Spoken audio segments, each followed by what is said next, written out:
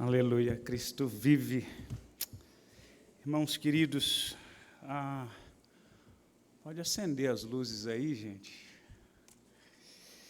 Irmãos queridos, nós estamos aqui desde domingo passado, esse domingo, com duas belas cantatas de Páscoa, e eu não poderia deixar você voltar para casa sem que a gente pensasse mais um pouquinho sobre aquilo que foi cantado aqui, aquilo que foi trazido aos nossos corações.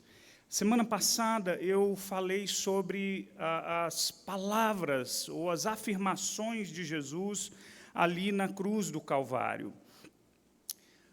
Você sabe que no momento da crucificação Jesus, no momento mais doloroso da sua vida, no momento de mais vulnerabilidade, no momento da mais intensa dor, palavras saíram dos lábios de Jesus.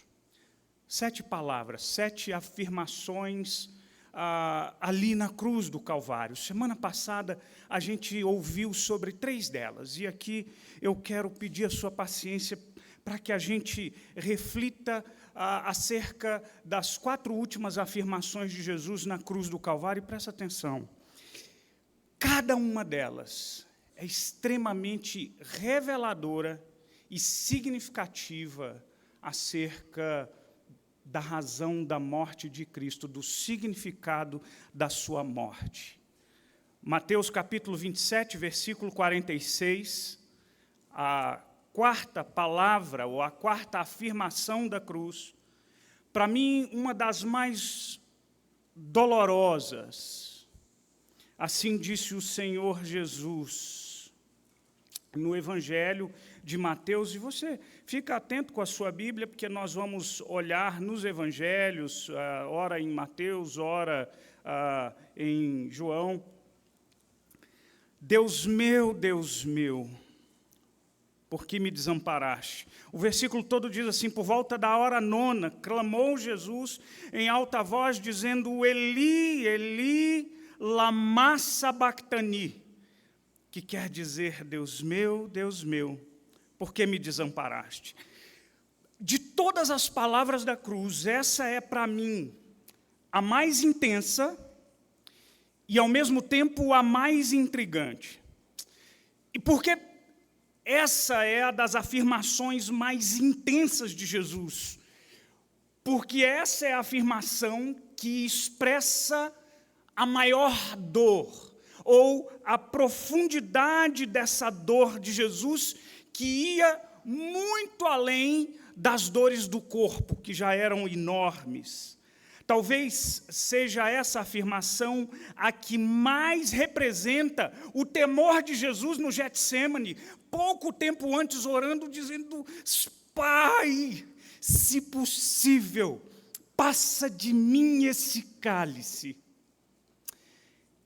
Jesus, conforme o texto dos Evangelhos diz, que a sua alma estava profundamente angustiada até a morte, porque Jesus antevia a profundidade da sua dor.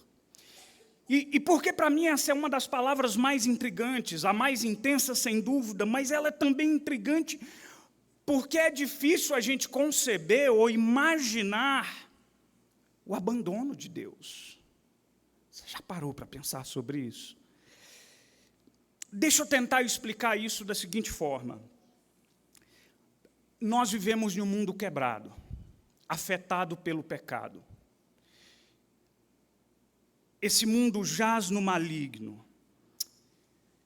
A gente vive num mundo que a gente tem que se deparar com notícias de alunos entrando em escola, matando colegas e professores. Um louco entrando numa escola com a machadinha. Que maldade é essa? Que impiedade é essa? Esse é o mundo que a gente vive. Esse é o mundo que jaz no maligno. Mas presta atenção, por que essas coisas acontecem no mundo? Porque o pecado afetou as nossas vidas. Mas há uma coisa curiosa da gente pensar, esse mundo, por mais que nos choque, notícias como essas, ainda não é tão mal quanto poderia ser. Sabe por quê? Porque embora o pecado do Éden tenha nos afastado de Deus, Deus não se afastou de nós. Toda criatura de Deus, todo ser humano foi feito à imagem e semelhança do seu Criador. E sendo ele regenerado ou não, ele ainda carrega consigo essa imago Dei. Esse ser humano, regenerado ou não, ainda assim ele é capaz de agir virtuosamente. A graça de Deus ainda se renova sobre a vida de justos e injustos, assim como chove a chuva sobre bons e maus, assim como o sol nasce sobre bons e maus. A graça de Deus ainda permeia esse mundo e é o freio da maldade humana. Sabe por quê? Porque Deus é a fonte de tudo que é bom, de tudo que é belo, de tudo que é correto, de tudo que é justo. Deus é a fonte primária de toda beleza, de toda virtude. Sem Deus é caos, é treva, é maldade, é impiedade. Agora você entende a dor de Jesus? Ele estava só. Quando o Senhor Jesus grita com o resto de fôlego que ainda tem, Eli, Eli, lama sabachthani, ele está sentindo o peso da ausência de Deus. Nenhum ser humano experimentou tamanha dor. Mas sabe por quê? Sabe por que Deus o deixou só? Eu preciso que você se lembre do que a gente falou na semana passada. Primeiro, Deus, a quem nós servimos, Ele é infinitamente bom, Ele é infinitamente santo, Ele é infinitamente justo. O pecado nos separou de Deus. Sendo Deus justo, todo pecado e toda maldade precisa receber a justa punição do seu erro. Seja qual for, a menor ou a maior. Mas sendo esse Deus infinitamente justo, que precisa punir o pecado, é também o Deus infinitamente amoroso. E decidiu te poupar. E decidiu colocar o peso do meu e do seu pecado sobre os ombros do seu próprio filho. Mas como diz Abacuque, tu és tão puro de olhos que não podes ver o mal. E lá na cruz do Calvário, Jesus se tornou maldito, porque pesava sobre ele o peso de todo o pecado da humanidade. Eli, Eli, lama sabachthani. Deus meu, por que me desamparaste? Naquela cruz, naquele instante, Deus parou de olhar para o seu filho. E o peso foi grandioso demais. Uma próxima afirmação de Jesus, lá em João, no capítulo 19, versículo 28, reflete, enquanto esta afirmação reflete a mais profunda dor de Jesus, essa quinta afirmação reflete a humanidade de Jesus. Depois, vendo Jesus que tudo já estava consumado para se cumprir a Escritura, disse: tenho sede. As palavras do Mestre nos fazem lembrar a humanidade de Cristo. E presta atenção aqui, a gente está falando de um mistério da natureza divina de Cristo.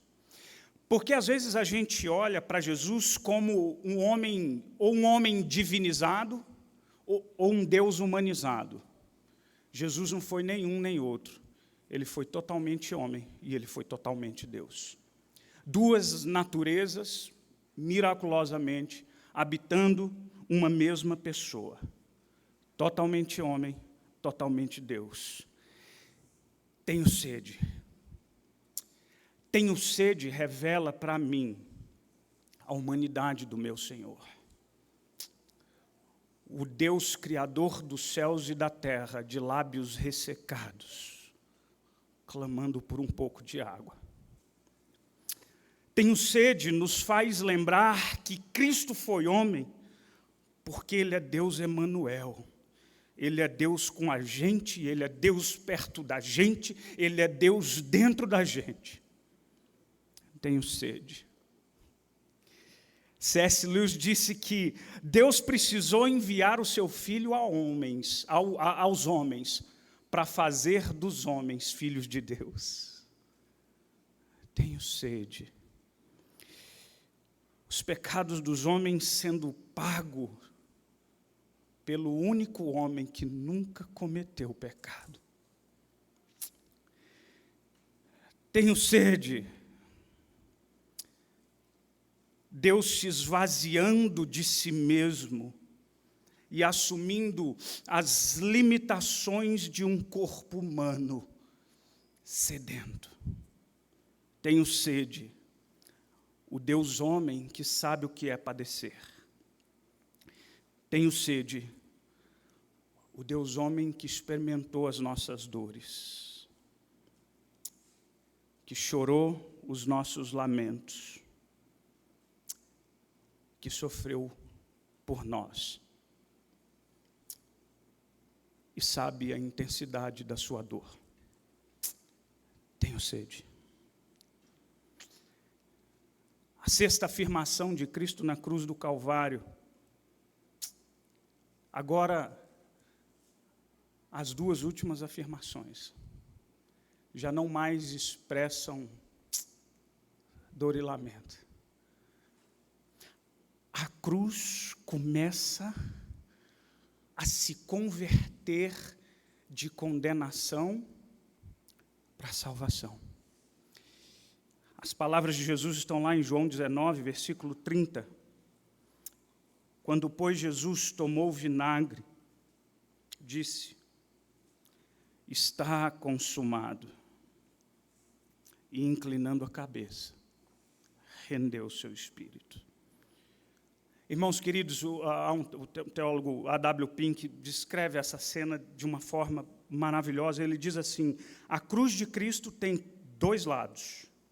Mostrou as profundezas da humilhação de Cristo, mas também ressaltou o objetivo da encarnação. E mais, mostrou-nos a consumação da sua missão, que é a base da nossa salvação. Está consumado não foi um grito do desespero de um mártir indefeso. Não era a expressão de satisfação com o fim dos seus sofrimentos. Não foi o último suspiro de uma vida desgastada. Não, ao contrário. Foi a declaração por parte do Divino Redentor de que tudo o que ele veio do céu à terra para fazer estava feito. Que tudo o que era necessário para revelar o caráter completo de Deus já havia sido realizado. Tudo o que era exigido por lei antes que os pecadores pudessem ser salvos já havia sido realizado. O preço da redenção foi pago. Está consumado. Há uma palavrinha, a grega traduzida como está consumado, é tetelestai. E é muito curiosa porque é a mesma palavra lá no João capítulo 13, versículo 1, que diz que o Senhor Jesus amou os seus discípulos até o fim. A ideia que nós temos aqui é de algo que foi completo. É de algo que atingiu o seu alvo. Feito. Consumado. Sabe por que agora aquela terrível cruz começa a assumir,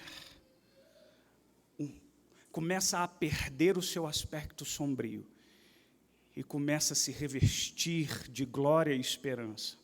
Sabe por quê? Porque agora Jesus havia feito tudo o que eu e você precisávamos para ter acesso ao Pai. Tudo o que você precisava para a salvação havia sido feito. Nada ficou faltando. O cálice amargo foi bebido, o sangue precioso foi derramado, o preço do pecado foi pago, a ira de Deus foi satisfeita. Tetelestai. Feito. Sabe o que você precisa fazer para a sua salvação? Você precisa descansar na obra de quem já fez, o único que poderia ter feito. O pecado foi meu, mas os méritos são dele. O pecado é nosso, mas os méritos é do nosso Senhor. Nele, por ele, eu fui completamente aceito por Deus. Agora a beleza da cruz me diz que eu não fiz nada, mas eu recebi tudo. Tudo. E a última palavra de Cristo na cruz, selando o fim e o ápice da história mais dolorosa, mas da história também mais bela, está lá em Lucas 23, versículo 46. Então Jesus clamou em alta voz: Pai, nas tuas mãos eu entrego o meu espírito. E dito isto, expirou. Irmãos queridos, as últimas palavras de Jesus foram palavras de entrega, de rendição. Sabe, Cristo veio a esse mundo e viveu uma vida de absoluta obediência ao Pai. Jesus dizia: a minha comida e a minha bebida é fazer a vontade do Pai. A sua entrega foi plena. E como ele termina a sua missão terrena? Novamente nas mãos do Pai. Jesus veio a esse mundo enviado pelo Pai. Agora é chegada a hora de voltar para o Pai. Cristo, que fora abandonado pelo próprio Pai, agora será recebido pelo próprio Pai para ser coroado. Deixa eu perguntar uma coisa para você. Entrega. A gente está falando de uma graça maravilhosa, de um sacrifício feito por mim e por você. A gente está dizendo que você não precisa, ou a sua salvação não depende do seu empenho. Porque pela graça sois salvos, mediante a fé. E isso não vem de nós, vem de Deus, não de obras, para que nenhum de nós se glorie. Mas presta atenção, a gente já falou sobre isso. Essa graça, que não nos custou nada, ela não foi barata. A sua salvação, a minha salvação, custou o preço do sangue de Jesus Cristo de Nazaré. O que a gente precisa sair daqui, lembrando da mensagem da cruz? Entrega. Ele fez tudo por você. E o que Ele pede de nós é o nosso coração. Eu me rendo, eu me entrego. Isso quer dizer que eu descanso nele para a minha salvação, mas me deleito nele para servi-lo. Irmãos, estamos aqui celebrando a Páscoa desde domingo passado, hoje de manhã com as crianças, hoje à noite com mais uma cantata. Você já parou para pensar, e aqui a gente vai encerrar, Você já parou para pensar o quanto a mensagem da cruz, ela é de alguma forma paradoxal? Ela parece ser contraditória. Sabe por quê? Porque na cruz a gente vê um justo recebendo a punição de pecadores, para que pecadores recebessem a justificação que só o justo merece. Na cruz do Calvário, Jesus é afastado de Deus, para que você pudesse chegar perto dele. Você lembra do templo? Tantos compartimentos e a gente não podia chegar perto, mas lá no lugar mais íntimo, lá no lugar mais sagrado, no Santo dos Santos, na morte de Cristo, o véu se rasga de cima a baixo, como Deus está dizendo: venham a mim, agora todos, pela pessoa do meu Filho Jesus Cristo, de Nazaré. Jesus foi afastado de Deus, para que você e eu pudéssemos chegar perto dele. Esse é o paradoxo da cruz. Ele foi rejeitado, para que eu fosse aceito. Ele foi ferido, para que eu fosse curado. Ele foi punido, para que eu pudesse ser recompensado. Ele enfrentou a morte, para te dar vida. E agora você vai voltar para sua casa.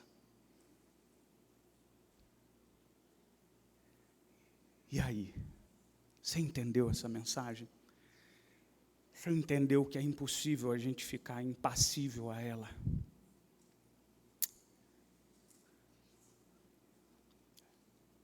Entrega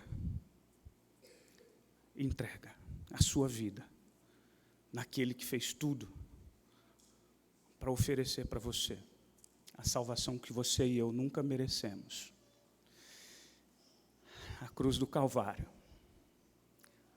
a morte de Cristo, reverteu a cruz em algo tão bonito que o pessoal não quer nem mais que tire aqui da igreja.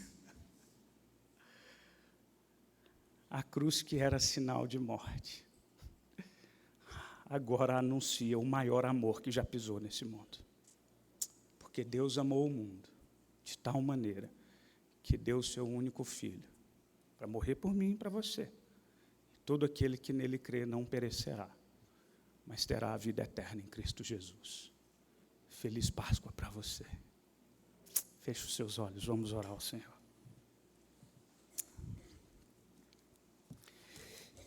Senhor Jesus, Cristo de Nazaré, servo sofredor, eu quero colocar essa igreja diante do teu altar, esse povo aqui. E se porventura há entre nós alguém que não entendeu a dolorosa, mas linda mensagem da cruz, que o teu Espírito Santo convença corações distanciados.